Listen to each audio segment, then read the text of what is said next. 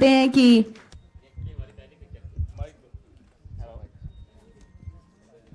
Hello, ये हमारी company की फर्स्ट मूवी थी। हेलो, ये हमारी कंपनी की पहली पिक्चर थी, तो काफ़ी स्टार कास्ट का जितना काफ़ी सहयोग मिला और हमने शूटिंग जब की अब्रॉड भी की, इंडिया में भी 2-3 जगह की, सेपरेट जगह पे जाके, तो इतनी कुछ प्रॉब्लम फेस नहीं हुई। I am looking for this project in future.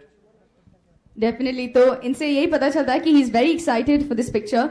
मैं मंशा भाल से भी रिक्वेस्ट करूंगी कि वो कुछ कहें। व्हाट वाज योर एक्सपीरियंस इस प्रोजेक्ट से जुड़कर? How do you feel?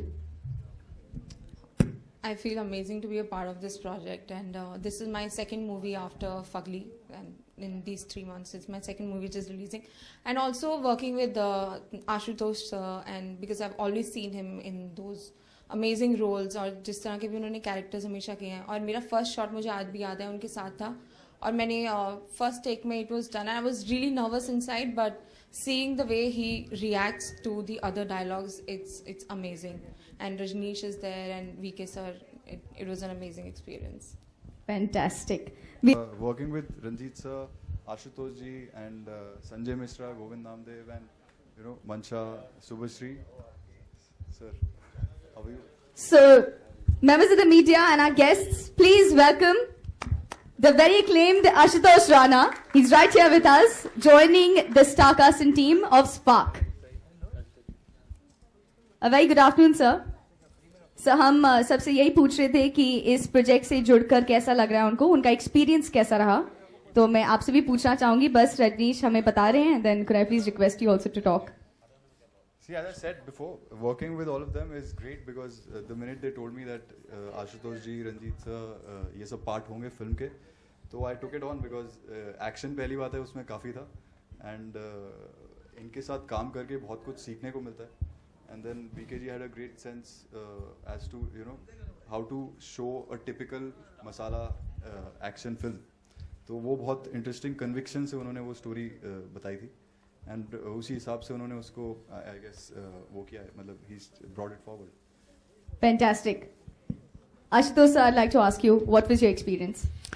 Singh साहब बहुत मीठे आदमी हैं, और उन्होंने जिस मिठाई के साथ पहले तो ईमानदारी से मन में ये लगा था इनको जानता भी नहीं था और दूर दूर तक परिचय भी नहीं था, मुझे लगा कि रोज़ कई किस्म की कहानियाँ आती हैं, तो उनमें से एक कहानी ये भी होगी, तो मना करने की जगह आप बहुत मुस्कुराते हुए इसमें बाजू से निकल जाइए। लेकिन ये इतने मीठे और तगड़े आदमी हैं कि इन्होंने चाक चौबंद करके रखा हुआ था और निकलने नहीं दिया। सुंदर कहानी, बहुत अच्छा अनुभव। और जब इन्होंने हमें बताया कि रजनीश हैं और उनके साथ एक किस्म का, जिसको आप कहें कि परंपरागत सिनेमा ज़रूर है, लेकिन उसके अंदर एक किस्म का, जैसा इन्होंने कहा कि कमर्शियल एलिमेंट उसके अंदर मौजूद हैं, और आपसे वो डबल रोल करवाना चाहते हैं, तो मन में लगा कि करके देख लेना चाहिए कि कैसे होता है ये। और वो एक सबसे बड़ा कैच था हमारी ज़िंदगी का कि आपको ही आपका बाप करना है, क्योंकि इनका ये कहना था कि आशुतोष राणा का बाप ढूंढना बड़ा मुश्किल है।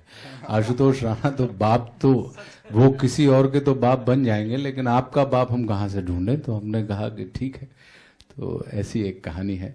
बहुत अच्छा साथ रहा गुप्ता जी का, यादव जी का, और इन लोगों ने बहुत तमीज़ के साथ सिनेमा जैसे बनाया जाता है बिल्कुल वैसे ही बनाया। और वहाँ पे हम लोगों की मुलाकात जब सेट पे, हमें तो पता नहीं था कि रंजीत सर वहाँ पे हैं, और इनको देखकर ही हम लोग बड़े हुए हैं, इनको देखकर ही हमने अपनी ज़िंदगी में, ईमानदारी की बात है, क्योंकि हमने कभी सुना था कि जब छोटे थे सिनेमा देखते थे, मतलब माफ़ कीजिएगा छोटा ही था तो ऐसा सुनने में आता था कि इनसे हीरोइनें इतनी मुतासिर हुआ करती थी, वो प्रभावित होती थी कि यार अगर रंजीत रेप कर रहे हैं तो रेप सीन देने हम तैयार हैं। तो हाँ, तो वही हमें भी ज़िंदगी में दुश्मन के बाद कुछ ऐसा मिला कि नहीं, अगर आप रेप कर रहे हैं तो मुझे लगा कि नहीं, मैं सही नक्शे कदम पे चल रहा हूँ कि विलेन सिर्फ जो है वो भय का या खतरे का प्रतीक नहीं होता, वो कहीं ना कहीं एक किस्म का आकर्षण का भी प्रतीक होता है कि हमें देखना भी अच्छा लगता है, लेकिन उससे हम करवाना पसंद जरूर नहीं करते हैं। तो बड़े सुखद अनुभव था कि सर भी मौजूद थे। फैंटास्टिक। एक कौन कर रहा है, तो मैंने कहा आप, तो उनको एक बार झटका लगा कि मैं कर रहा हूं, तो मैंने कहा यही तो इसका कन्विक्शन है। और जब मैंने उनको समझाया कि नहीं ये बिल्कुल जस्टिफाइड रहेगा, पहले उनको लग रहा था कि ये जस्टिफाइड रहेगा, तो मैंने कहा बिल्कुल जस्टिफाइड रहेगा। और ये रोल अभी मैंने आपको बताया इनके बारे में नहीं थे कि मैंने क्या चीज़ बताई, और सस्पेंस में नहीं खोलना चाहता था, इन्होंने आते ही खोल दिया तो कि मैंने बाप का रोल किया है। तो लेकिन जैसे ही मैंने सुनाया इनको, तो उनको लगा कि नहीं, अब ये बाप का रोल और ये बेटे का रोल दोनों अगर मैं करूंगा तो सच में पिक्चर में बहुत वजन पड़ेगा, और आपको इनके कैरेक्टर का पूरा एक ग्राफ देखने को मिलेगा। सबसे बड़ी चीज वो है। और मैंने कहा लोगों को कम से कम आपको स्क्रीन पर देखने की एक बड़ी संतुष्टि भी मिलेगी, जो बहुत समय से मैं चाहता हूं कि दुश्मन ऐसी बड़ी बड़ी फिल्मों में आपने काम किया है, मेरी फिल्म में भी वही चीज अपील करे लोगों को। तो काफ़ी खुशी हुई इनके साथ काम मिल गया, तो काफ़ी अच्छी बातचीत होती है, इसलिए पहली बार तो एक अलग बात थी। और वैसे मैं इनको, ये मुझे नहीं जानते, लेकिन मैं इनको बहुत पहले जबलपुर से ये आ रहे थे और मैं ऊपर सोया हुआ था और ये नीचे सेकंड एसी में हम लोग बैठे हुए थे, और नीचे मैं उतरा तो मैंने देखा ये बैठे हुए और एक तमस किताब पढ़ रहे थे। तो जस्ट मैंने कहा कि आपने तो दुश्मन, उन्होंने दुश्मन में ही काम किया था तभी। मैंने कहा आपने दुश्मन में काम किया है? बोले कि हाँ। तब उन्होंने सोचा कि अरे इन्होंने तो पहचान लिया, इनको शायद नहीं मालूम हो जाता। तो फिर मैंने इनसे बातचीत शुरू की, और इसके बाद एक और फिल्म के लिए मैं इनके पास गया था। उसी समय ये शूटिंग कर रहे थे फ्यूचर स्टूडियो में, परदेसी फिल्म थी या समथिंग ऐसा नाम था, तो कर रहे थे। तो मैं इनके पास गया, तब भगत सिंह की बहुत सी फिल्में बन रही थी, तब मैं इनके पास गया कि आप चंद्रशेखर आजाद का रोल करिए। शायद ये वो आदमी भूल गए होंगे, तब उसके लिए गया था।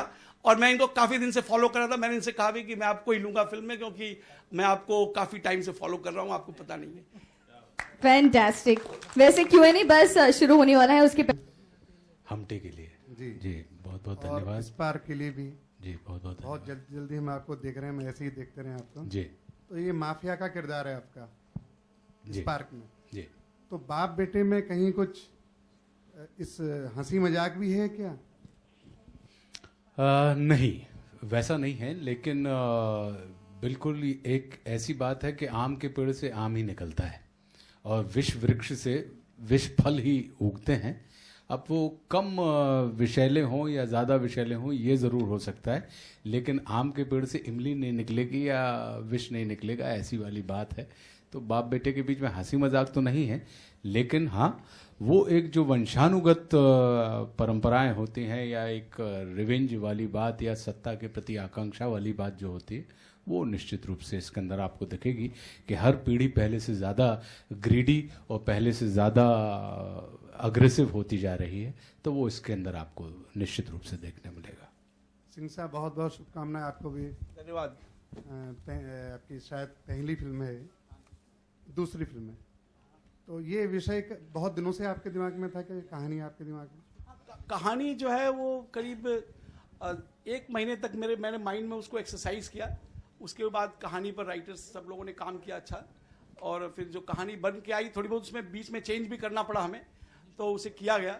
लेकिन अच्छी एक शुद्ध रूप से कहानी, हिंदुस्तानी कहानी जिसको कहते हैं, कि वो बन के बाहर आई है, और मुझे लगता है कि लोग पसंद करेंगे इसे। हेलो आशुतोष जी। हाँ, इंडस्ट्री में आपने एक लाइन बोली थी, मेरे को जो भी मिलते हैं दोस्तों से मिलता है, लेकिन मुझे जो भी मिला दुश्मन से मिला है। सो इस फिल्म में आपके दोस्त है कि दुश्मन? क्योंकि आपको जो भी मिला दुश्मन से मिला।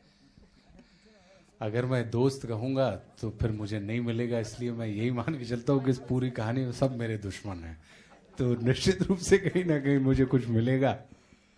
लेकिन ऐसा नहीं है, हम ही अपने आप के दोस्त होते हैं और हम ही अपने आप के दुश्मन होते हैं, और वही अंतिम स्थिति किसी भी फिल्म के हीरो की या किसी भी फिल्म के विलेन की होती है। क्योंकि हीरो जो होता है वो हर विपरीत परिस्थिति को अपना दोस्त बना लेता है, और विलेन जो होते हैं वो अपनी हर अनुकूल परिस्थिति को अपना दुश्मन बना लेते हैं। तो फेवरेबल सिचुएशन को जो लोग दुश्मन बनाते हैं वो विलेन हो जाते हैं, और जो फेवर में नहीं होती सिचुएशन उसको जब अपना दोस्त बना लेते हैं तो वो हीरो हो जाते हैं। तो वैसा ही कुछ इस कहानी में है। रंजीत जी, इधर यस हाँ जी। अभी वीके सिंह साहब डायरेक्टर साहब ने बताया कि आप इस फिल्म में बहुत रोए, तो वो कैरेक्टर था या बाप बनने की वजह से रोए? बाप बनने की वजह से रोया ना, तो जैसे अभी आशुतोष जी ने बोला कि बचपन से देखते आ रहे हैं कि रंजीता है तो rape, killing, kidnapping and all that चालू हो जाता था, वो इसमें कुछ नहीं था। तो इस पिक्चर में सबसे फ्रेश चीज़ यही है कि रंजीत ऐसा कोई काम नहीं करता है। एक ज़माना था मैं हर पिक्चर में होता था, छोटा बड़ा रोल कुछ भी काम करने का शौक था। तो मेरे जितने भी एक्टर लोग थे सब दोस्त थे, मेरा कोई ग्रुप था नहीं। तो एक दिन डब्बू, संजीव कुमार, शत्रु नॉल बैठे हुए थे, बोले यार आज एक पिक्चर देखी, बहुत फ्रेश आइडिया है नो। बोले क्या है? उसमें रंजीत नहीं है।